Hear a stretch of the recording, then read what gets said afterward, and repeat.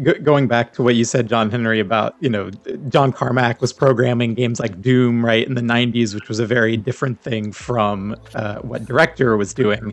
But I feel like by the same token, both of them were, when people are making games, they tend to really push hardware to the extreme for that purpose, especially when the hardware isn't built to make games. So I have to imagine there were people who started using Macromedia Director kind of in the same way to do things you hadn't really envisioned for the software, to kind of bend it to their will to be able to make games with it.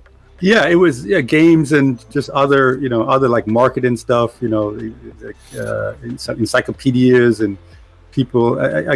Just the variety of stuff that people were experimenting with. Shockwave was one of the big things when Director was able to deliver stuff on the web was Shockwave, which became a whole site in itself. There was this technology to deliver the game, but it was so popular that they created a site to showcase all the games, and Macromedia spun off a company that didn't go very far, but there was a Shockwave company that was going to become a media company.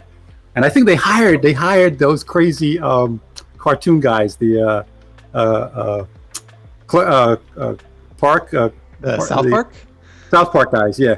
And the story, I don't know if this is true, but I think the story was they gave them a bunch of money and said, go make something interesting, right? And they came back, and they couldn't Macromedia couldn't put his name on it because it was so vile and disgusting.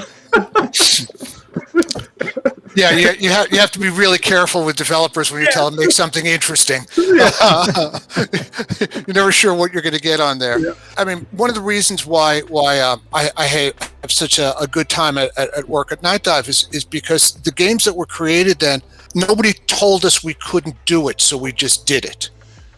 There was a whole bunch of technology that we invented. We didn't have this thing. You look at Carmack and Romero and the work that they were doing early on. They invented the word game engine. There was no concept of that before, but we put that out there, and it's the creativity behind that always blows me away. Back in the 80s.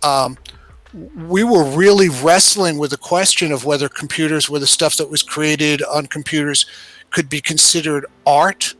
That was in the book. Boy, this is really dated, but Zen and the Art of Motorcycle Maintenance.